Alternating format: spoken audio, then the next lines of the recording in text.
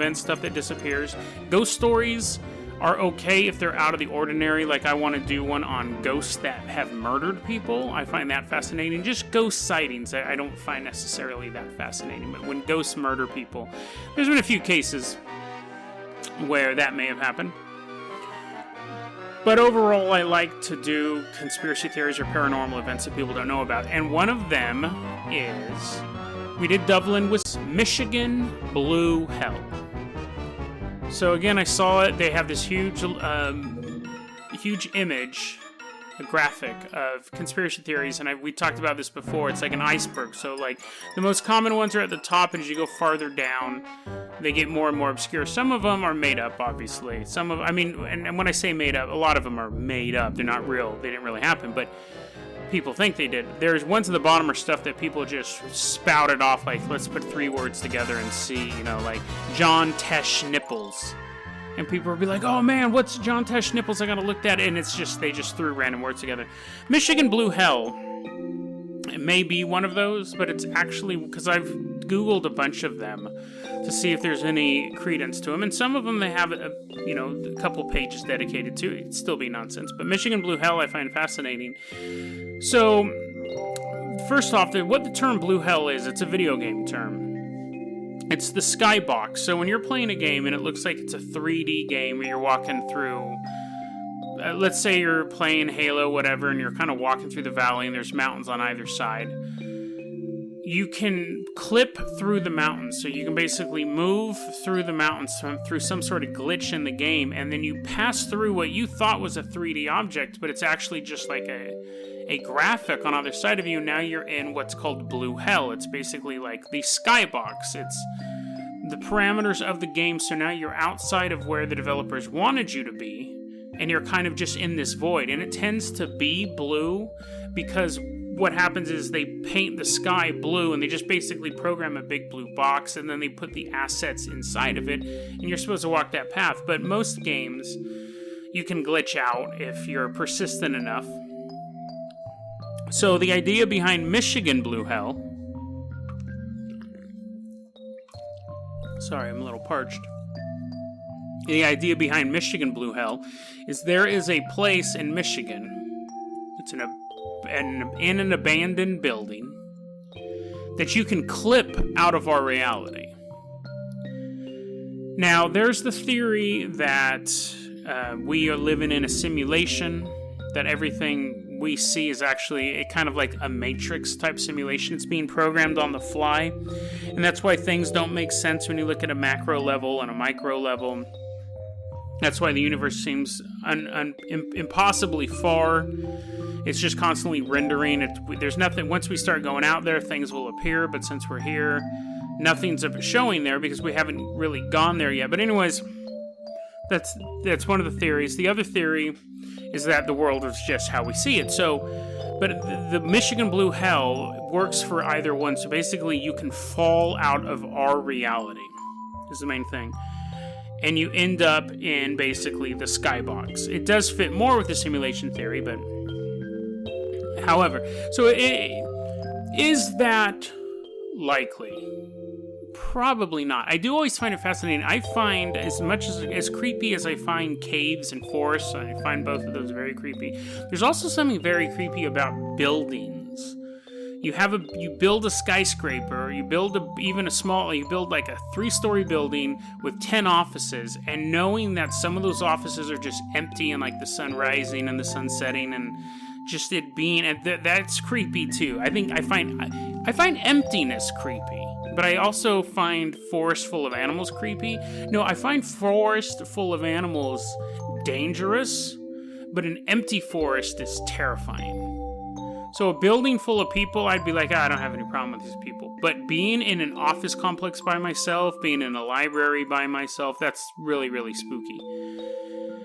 So yeah, the idea that you can there's a random building in Michigan that you can walk into and just kind of fall out of our reality. You didn't mean to do it. There's talk that Michigan Blue Hell is related to the Elevator game, which is something we may go over in another episode, but we won't. I'll just tell you right now, Elevator game, you can Google it. I'll link it. Whatever. It's a game where if you go on an elevator and hit the buttons in the right order, you can end up in an alternate reality. Like, you step off the elevator and you're in this alternate reality. They did a short film version of it, I think, in VHS 2 or 3 or whatever. But anyway, so that's the same thing. It's basically a way to leave our reality, which, again, is another conspiracy theory or paranormal event that I find fascinating. I'm going to do an episode, I'm going to do a story on a couple of people who have supposedly come from their realities to ours. It also kind of plays with the Mandela effect. Anyways, where I'm going with this is that apparently also in Michigan there is a story about a native... There is a story in Michigan that in their Native American history, they had a evil snake god there, and they actually trapped him in this Michigan Blue Hell area. So it's one of those stories that one may have preceded the other. Either there was the old legend about the evil snake god that was causing trouble in the Michigan area and was trapped into this void, and then someone read that story and they said, oh, that's a cool idea, but let me modernize it and call it Michigan Blue Hell. There's the other possibility that the Michigan Blue Hell story was made up first, and then someone went back and made up a story about the tribes, because I really don't know. I'm just reading this on the internet.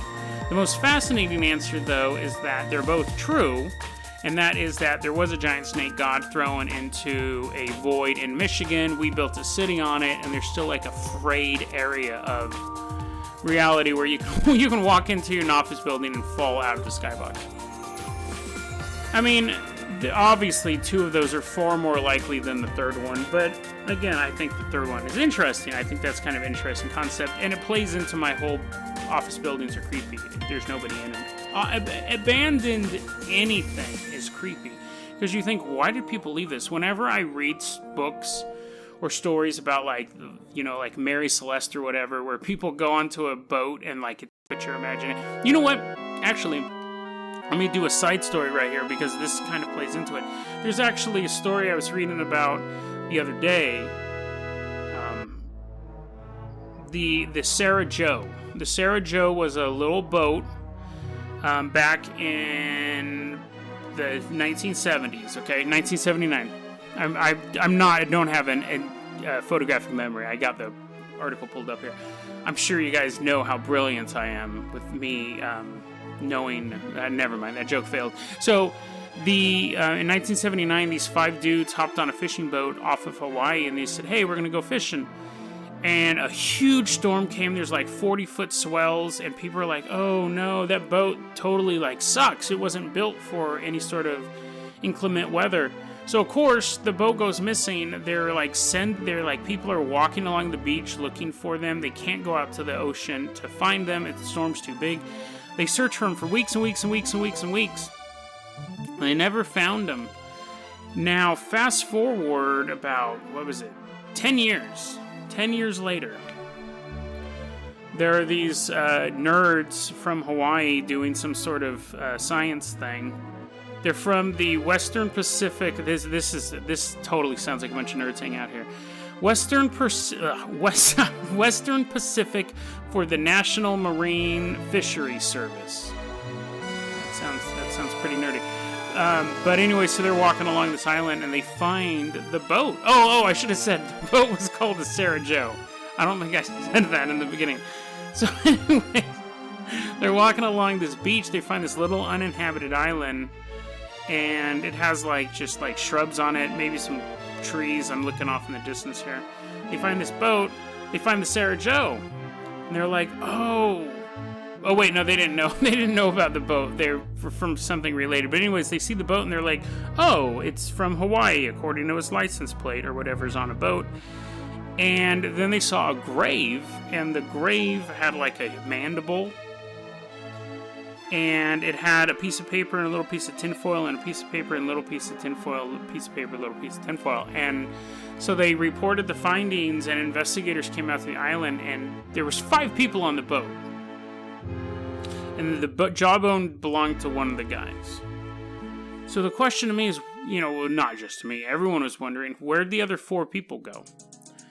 Did they make it onto the island and die and, just kind of float away? Were they killed during the initial storm and this guy was in the boat by himself for a month or two? And it was floating around for 10 years, as far as they know. Because what happened was a previous team came on to the island before and didn't record that there was a boat there. So it's just weird. And you think about, what happened to the other 4? The most likely thing is that they got thrown off the boat and this dude was just floating on the boat for whatever reason. He didn't get thrown off the boat and he crash landed. I think it's possible that all 5 of them crashed on the island and one of them died, who they buried, and then the other 4 just went off and had some jungle adventures and just died off one by one. I would hate to die of old age in a cave, but if I was on an island and there was fruits and stuff, I wouldn't mind dying of old age on an island, even a deserted island.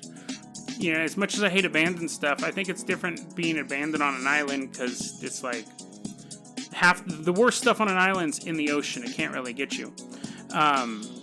But yeah, and that always, whenever I think about people getting trapped on an island or in a cave, all those miners got trapped in that cave, you think, how long would you have to be trapped on an island with 3 other guys before you started being gay with them?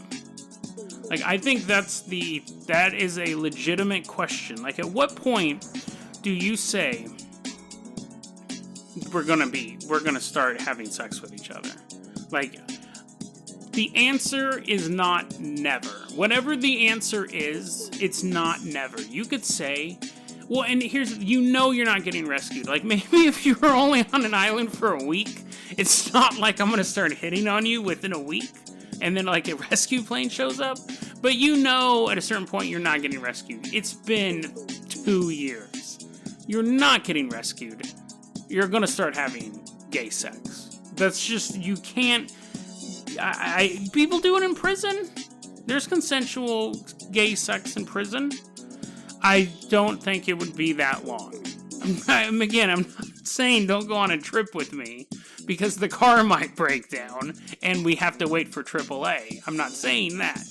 But I think any man would you're not going to say, oh, I'm never going to have sex again for the rest of my life. Think about it. Mull it over. Consider that. And we're going to move on to this last story, which I want to talk about quickly because I don't want these episodes to be too long. And so our friend from a couple episodes back is continuing his conspiracy theory about XXX10Taecyeon, who I'm going to call X from here on out because I always mispronounce his name. But we talked about this before. He thought that Balberith, he thought Balberith killed X. And so he's popped back up. Let me read this real quick. So, initially, this is what he says. Initially, I believed X was killed by the Grand Pontiff of Hell, Balberith. Berith appears wearing red. X's killers were alleged to have been wearing red masks. On a horse, the killing was a drive-by. Berith is most powerful Monday evening and night. X was killed on Monday afternoon. And during the month of June, and according to Christian lore, Berith is associated with murder and blasphemy. He also organizes pacts with Satan. Considering all this, and knowing X was open about his involvement in the occult and demonology, it was assumed he invoked Berith in order to gain success and fame, only to have Berith claim his soul early. Now, here's the thing. We've already arrested one of the guys associated with him. So, it's, I think the idea of this being like a paranormal guy floating around, but he has more. However, this is, again, don't consider this as me, this is this guy invoked Berith, night of June 19th, in a full ritual using his sigil, candles, incense, and a black mare, and asked him if he did in fact kill X. He said no, but did concur X was killed for being into the occult and for being stupid with it. Spirit snatched his soul because he was nagging them too much. Legit occultists know you never get spirits to do your proverbial laundry because they will demand you worship them and fuck with you if you don't. and this is where he should call the cops because now he has evidence. Barrett also showed me an image of the guys who gunned X down. Now, this is the description.